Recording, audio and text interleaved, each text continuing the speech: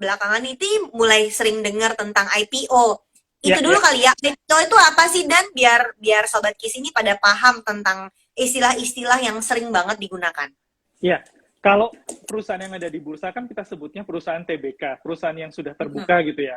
Nah, selain perusahaan yang sudah terbuka yang 700 lebih yang ada di market tadi, ada perusahaan-perusahaan lain yang belum ada di market. Nah, kalau belum ada Oke. di market berarti yang punya itu orang-orang tertentu aja. Kayak Oh, misalkan private dulu ya, ini punya private, pribadi. punya Perusahaan aku pribadi. bukan perusahaan TBK gitu ya. Ya, contohnya kayak gitu. Nah, kalau misalkan nanti Teh Wina atau saya gitu ya pengen cari modal buat buat perusahaanku gitu kan, itu bisa di IPO-in, bisa didaftarkan di bursa, bisa dibikin jadi perusahaan terbuka. Nanti semua orang bisa beli. Namanya lewat proses IPO itu, Initial Public Offering. Di IPO inilah kita masyarakat yang bukan pemegang sahamnya, yang nggak tahu apa-apa tentang Bisa perusahaan ikutan ini, jadi owner. bisa Heeh. ikutan jadi owner gitu. Apakah IPO selalu Oke. bagus? Belum tentu. Tapi apakah selalu Betul. jelek? Belum tentu juga gitu. Karena banyak perusahaan yang setelah IPO meroket, ada juga perusahaan yang setelah IPO malah jeblok gitu kan. Gitu teman-teman. Artinya kita mesti cari tahu dong laporan keuangan perusahaan tersebut. Kalau perusahaannya TBK atau terbuka, berarti laporan keuangan itu tersedia dan bisa diakses sama publik gitu ya, Dan? Betul, betul.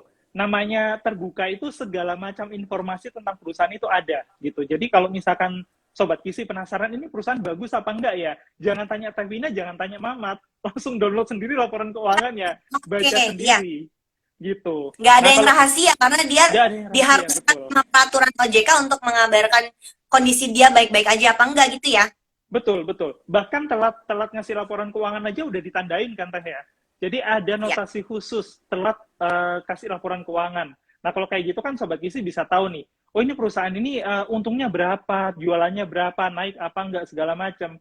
Jangan-jangan, wah ini ternyata nggak ngasih laporan keuangan nih, jangan-jangan penjualannya turun terus mereka lagi pusing nih. Kenapa kok turun masih bingung gitu kan. Nah itu bisa jadi Oke. catatan juga gitu. Nah, apa ilmu yang bisa dipakai untuk menganalisis laporan keuangan itu? Sorry ya, Dani Rahmat, aku harus ngasih pertanyaan ini. Dulu aku Iya, iya. kuliah S2, fundamental analisis itu 1 semester. Sekarang kamu cuma punya waktu 2 menit untuk menjelaskan. Gak Iya, apa-apa ya, Sobat nggak ya. apa-apa, Ini nggak apa-apa. ini informasi sederhana yang kami coba kemas menjadi mudah dimengerti dan narsum aku kali ini tuh cocok banget karena dan ini jagoan banget menjelaskan dengan kata-kata yang mudah dimengerti. Jadi mari kita dengarkan. Dan apa Kalau analisis yang kita pakai? kalau saya Teh, kalau misalkan saya mau beli saham itu yang paling gampang kan saya pemegang saham itu ngarepnya itu dapat untung kan di akhir ya sebenarnya ya. Yes. Tiap tahun Mm-mm. saya ngarep dapat untung. Yang saya lihat adalah pertama kali di mana jualannya ini perusahaan naik apa enggak setiap tahun. Kalau misalkan nggak naik, kenapa saya cari tahu? At least minimal penjualannya dulu naik. Habis itu untungnya gimana? Jadi kalau habis jualan kan pasti dikurangi biaya segala macam. Ada yang namanya net income, keuntungan bersih. Nah, keuntungan bersih itu paling enggak naik terus tiap tahun. Artinya apa kalau kayak gitu? Kalau kayak gitu kan, kalau misalkan tahun ini untungnya 500.000, misalkan tahun depan untungnya 600.000. Keuntungan dari perusahaan itu kan nanti akan dibagi ke pemegang saham, ke saya. Nah, kalau untungnya naik, yang dibagi ke saya kan harusnya udah naik juga gitu kan. Jadi minimal itu dulu teman-teman. Biar Dan apa inilah namanya? fundamental analisis, Dan. Iya, iya. Harusnya kan Keren gitu ya, banget Teh ya. gak sih, Sobat Kisi? Jawaban narsum kita luar biasa. Waduh, Gampang kan? Jadi kita pakai kata-kata yang berbunga-bunga itu penting, kata-kata berbunga-bunga penting. Tapi penting, di IG penting. Live waktu 1-2 menit buat jelasin, menurut aku tadi penjelasannya keren banget. Dan jadi seperti kalau lihat sebuah warung tadi ya, Ya, terus aku misalnya bikin warung, terus aku tadinya punya modal sendiri, sekarang aku butuh modal lebih banyak, aku nawar-nawarin dong, dan mau ya, nggak invest di warung aku gitu kan ya. Terus Dani pasti akan cari tahu kan, mana nih Win, iya, tunjukin dong buktinya kalau warung lu beneran jualan gitu kan ya. betul, betul, betul. Nah, Itu yang harus dilakukan sehingga pertama kali, itulah Teh. itulah yang kita lakukan pada saat kita mau membeli sebuah Beli saham. saham, Oke, betul. sekarang istilah-istilah keren apa yang bisa kita temukan waktu melihat fundamental analisis ini? Tadi yang dimaksud dengan jualan naik atau enggak, untungnya gimana, net income, apa rasio-rasio yang biasa dipakai oleh para analis? Kan tadi lo ada certified ininya kan ya, Ya, ya, securities analisnya ya. apa istilah-istilah atau rasio-rasio yang suka dipakai sama para analis pasar modal pada saat mereka mau melakukan fundamental analisis ini? Ini kalau mau investasi ya, Taya. Saya nggak ngomongin kalau misalkan mau trading ya. Kalau misalkan teman-teman mau Oh, oke. investasi, Ini dua hal yang berbeda ya. dua hal yang Mirip berbeda. tapi nggak sama, ya. Mirip tapi Betul. nggak sama. Kalau misalkan memang teman-teman mau investasi, yang dicari kan sebenarnya perusahaan yang value-nya, dia udah ngomonginnya tuh value gitu, nilai perusahaannya tuh Value. naik gitu kan. Gimana perusahaan ini akan berkembang terus ke depan gitu. Nah, kalau misalkan itu yang dicari, pertama teman-teman perhatiin yang namanya EPS, earning per share. Earning per share itu Earning per share. kenapa?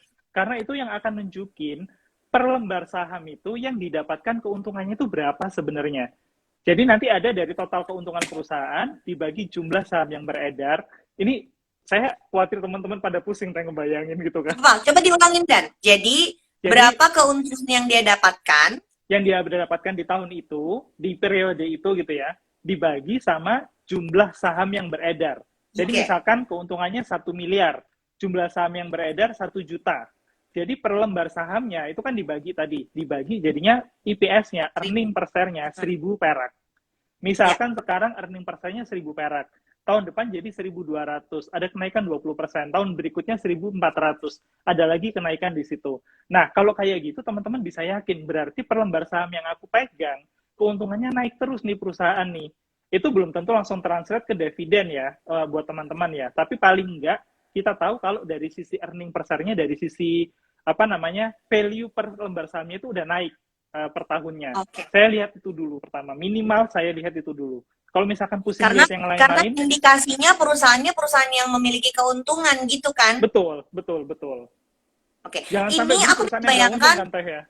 Nah, itu pertanyaannya kan jadinya sekarang. Kita kan taunya kalau ini perusahaan yang memproduksi mie instan, memproduksi jamu, produksi obat, bank yang memberikan pinjaman, atau perusahaan transportasi, untung apa rugi? Kan kelihatan gitu, karena dia beroperasi dengan cara apa ya, mau dibilang zaman dulu, tapi kan cara yang konvensional gitu ya. Nah, sekarang kan ada perusahaan startup yang apa ya, istilahnya bakar duit di depan. Nah, yang kayak gitu tuh akhirnya jadi waktu kita mau ngecek earning per share-nya jadi gimana tuh, Dan? Nah, kalau perusahaan startup ini memang analisanya jadi beda, karena nggak bisa nih dipakai dengan earning per share, karena earningnya tuh masih negatif. Sobat Kisi coba dengerin dulu nih. Jadi sekarang tadi kata Dani, kalau perusahaan startup operasionalnya nggak sama perusahaan konvensional yang kita tahu, sehingga analisisnya sedikit berbeda. Coba gimana, Dan? Karena kayaknya ke depan setelah ada 2 raksasa yang udah IPO kan, startup kita, tentu ke depan akan ada lagi yang lain barangkali. Kitanya harus udah tahu dan jangan asal FOMO doang untuk ikutan lalu bingung pas udah punya kan. Oke. Gimana, Dan? Mari kita dengarkan. Kalau misalkan ngelihatnya dari earning per share, udah pasti nggak akan ketemu. Karena earningnya itu masih negatif, masih bakar duit, masih merah banget gitu ya. Kalau misalkan sobat ini buat yang nggak paham, negatif itu gini berarti, ada penghasilan, hasil penjualan, dikurangi biaya, masih minus gitu ya, dan berarti biasanya startup. Betul, kayak jualannya contohnya 1 triliun, gede gitu kan, wah 1 triliun keren banget jualannya gitu. Terus biayanya 3 triliun. Jadi yang 2 triliun dari mana? Ngutang gitu kan. Nah, 2 triliun ngambilnya dari mana? Dari modal, dari suntikan modal segala macam gitu. Nah, kalau startup mungkin nggak bisa kayak gitu. Sehingga dia value-nya bukan di keuntungan seperti perusahaan konvensional tadi, tapi di pertumbuhan user. Pertumbuhan user penting, tapi paling nggak nanti bisnis ke depannya itu seperti apa, proyeksi bisnis ke depannya itu bagaimana. Nah, ketika saya IPO, saya beli saham IPO dua perusahaan raksasa yang sudah ada di bursa, yang pertama saya memang nggak baca, jadi saya asal beli aja, ikut aja gitu kan. Karena saya nggak pakai. Saya nggak pakai. Karena user ya? Soalnya. Saya bukan user yang pertama. Bukan, malah nggak pakai. Yang pertama saya bukan user, jadi cuma ikutan tren aja gitu kan. Saya pengen tahu. Gitu. Terus yang kedua, karena saya itu beneran usernya dan saya pakai produk-produknya si perusahaan ini, saya baca 900 halaman si prospektusnya waktu itu. Beneran saya baca. Butuh 2 hari buat saya untuk baca waktu itu. Ya, next time kita suruh Dani baca, terus kita tungguin kontennya aja di Instagram gimana. Nah, itu kalau kayak gitu. Apa yang kamu dapatkan dari situ ini menarik banget ya. Jadi untuk pemula akan bingung, tapi kita pengen tahu kan gitu. Dan bingung apa yang mau dibaca dari 900 halaman itu. apa Dari informasi yang kayak jadi rule of thumb-nya yang kita harus tahu? Nggak harus analisis ya, dan kan ya ya kasihan ya. amat Instagram harus bikin analisis ya. Tapi apa poin-poin yang berarti next kita lihat lagi ada startup yang IPO, oh Ya. paham, aku ngerti ini maksudnya, bisa gitu Dan. Nah, kalau dari situ itu yang pertama sih yang saya cari tahu itu adalah bisnisnya itu kayak gimana, jualannya dia berapa, terus biaya yang dikeluarkan berapa, dan kenapa dia masih minus. Di situ Oke. kelihatan kalau dia memang bayar kegedean di biaya tenaga kerja sama promosi. Nah, tenaga kerja oke lah, masih lebih kecil daripada jualannya dia. Biaya promosi ini yang gede banget. Kalau misalkan kayak gitu, analisanya, kalau misalkan di-cut nih biaya promosinya, mereka mulai terapkan fee, mulai potong-potong diskon gitu kan, itu akan bisa positif cepet banget sebenarnya. Dan si biaya transaksi udah mulai diterapkan teh di apa namanya di perusahaan yang saya beli ini. Terus kemudian Ya, juga selain itu apa namanya ke depan ini mereka itu bisnisnya bakal kemana arahnya. Jadi teman-teman harus bisa tahu ini nih, cari prospek itu sebetulnya prospeknya itu yang apa. menjanjikan ya. Betul, betul. Jadi setelah saya baca 900 itu ternyata ketahuan mereka itu sudah punya affiliate company bank. Terus mereka punya apa namanya perusahaan leasing. Mereka udah punya segala macam groundwork yang diperlukan kalau misalkan nanti si perusahaan ini beneran mau eksekusi strategi mereka gitu. Nah, itu penting banget buat saya gitu untuk tahu itu. Minimal di situlah untuk carinya. Jadi akhirnya saya beli Asik, teh. seru, menarik banget. Jadi ini kita mungkin di awal ada sobat kisi yang juga cuman FOMO asal ikut yang penting punya, tapi mungkin ada juga sobat kisi di sini yang ontar dulu. Kalau yang pertama aku nggak ngerti, yang kedua aku harus ngerti. Jadi next time kalau yang ada yang ketiga, keempat, kelima, ayo bersiap-siap supaya kita tahu sebetulnya apa sih yang sedang kita beli. Ini seru banget. Dan tadi kita udah bahas sedikit sekelumit, itu tadi aku belajar Ya, ya. satu semester ya di universitas. Di Instagram kita dalam beberapa menit aja langsung dapat infonya. Kalau tadi udah ada fundamental analysis, ini pasti Sobat Kisi pernah dengar juga namanya technical analysis. Apa Ya, ya. bedanya dan gimana cara pakainya? Karena ini kayaknya kayak dua kutub yang sangat berbeda antara fundamental sama technical ini.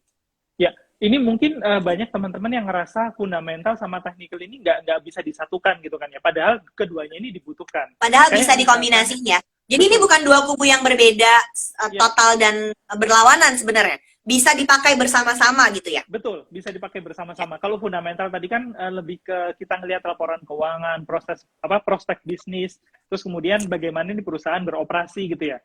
Nah, kalau dari sisi technical ini kita bisa ngamatin tren dalam jangka pendek. Kenapa ini dipakai untuk para trader? Oke. Karena memang yang diamati itu dalam jangka pendek. Paling panjang ya mungkin 9 bulan, 12 bulan gitu kan.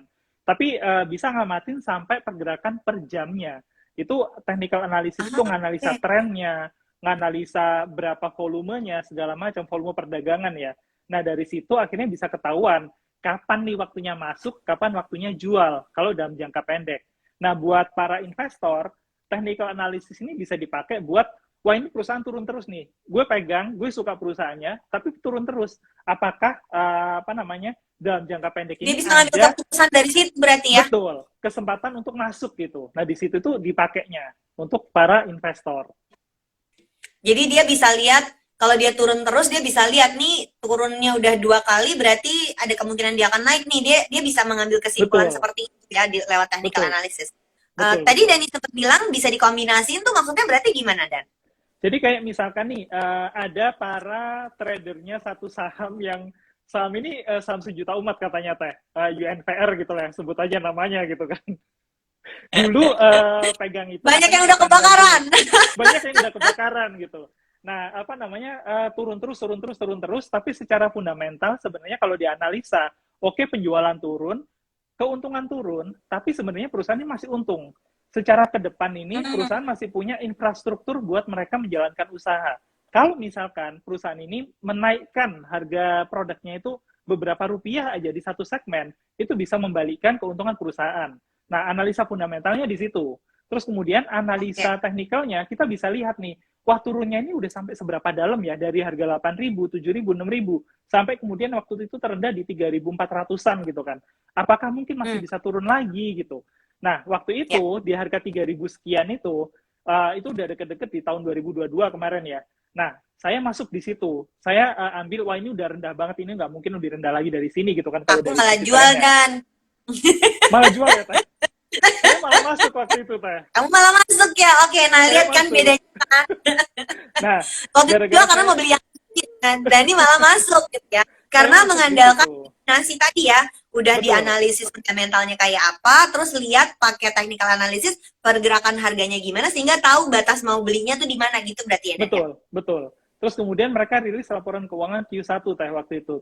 Benar, Q1 penjualan mereka naik. Terus habis itu langsung bounce back kan. Rame banget.